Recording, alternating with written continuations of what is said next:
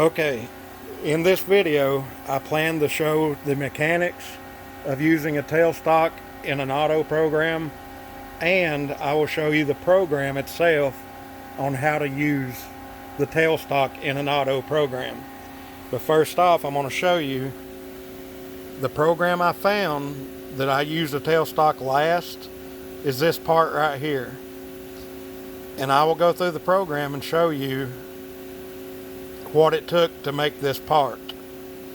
But first off, in my earlier email I mentioned a dog that will show the location, will show the tailstock where to stop at. This right here is the dog that I was speaking of. And that should match up with a switch location on the back of the tailstock that will tell the tailstock exactly where to stop at. Now, I'm going to turn the lights off so you can see my program better. Give me a minute.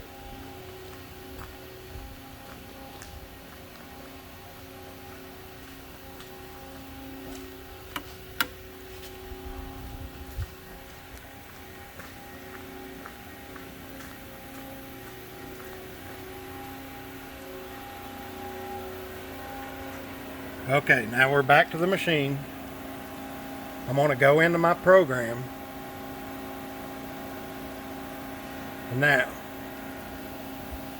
what we have here is a manual stop program that will bring a stop down and allow me to pull my part, the rough material, out to this stop.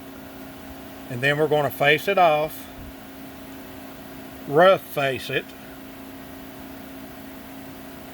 and then we're going to finish face it right here, and then we're going to center drill it. Then after that, we cut the coolant off using an M code. And then here's the part that we was talking about earlier with the tailstock. You have to write it as a manual process and make sure to put a 1 in your change point. That allows it to change tools from your center drill to your roughing tool, your roughing OD turning tool.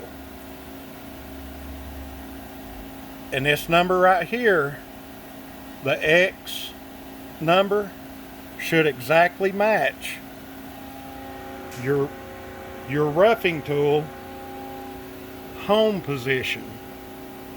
So now that that tool is home, it'll give you this number right here, which is what we have in that manual process. Right there. Now this number is the Z location of your slideway going left and right that will stop exactly where you want that tailstock to stop at. It'll be variable for you. You'll have to figure out exactly what Z number you want your roughing tool to be at to stop that tailstock body exactly where you want. And here is the M codes that you will use. This is spindle stop, and this number 31 brings your tailstock body forward. And I always just put offset 1, and that way that's your tool data offset. Now what we got is the coolant will cut back on, and then it's going to start roughing the OD out. So we rough the OD, we go down and we finish the OD. Now we're threading the OD, and there's a groove out that I showed you on that print earlier, and we're doing that. Now we're cutting the coolant back off, and this M code right here is what takes your tailstock back home. So it would be M code number 5 would be spindle stop, and then number 32 takes that tail body home.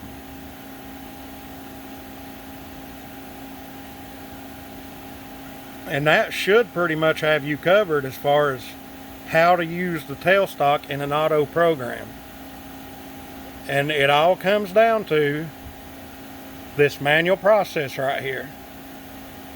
because that spindle stop, tail body forward is what these two numbers mean. And this number here will always be your roughing, turning tool, X position when it's in home. And this number here will be variable. And I'm going to run this right now in process 6 and show you what it looks like when that tail body comes forward and hits that switch.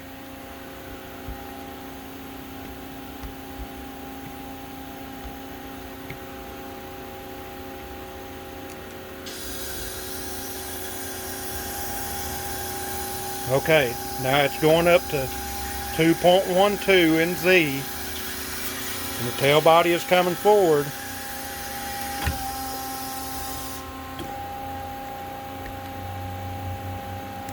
And since I don't have a part in there, my spindle came out way too far.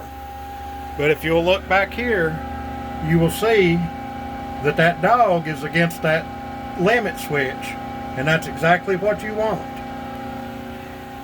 And also, I need to turn the lights back on and show you one more thing, and you should be good to go.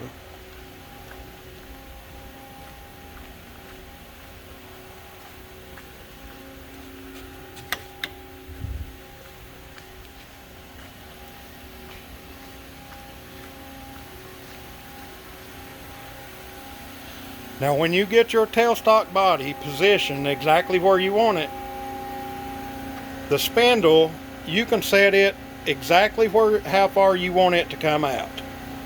And how you do that is in this little drawer right here. There's 2 limit switches. And when that tail spindle comes forward, you want the front switch to hit that limit switch right there. And once you get that set, you're good to go. I hope this video has been helpful and informative. And if there's anything more I can do to help, feel free to contact me.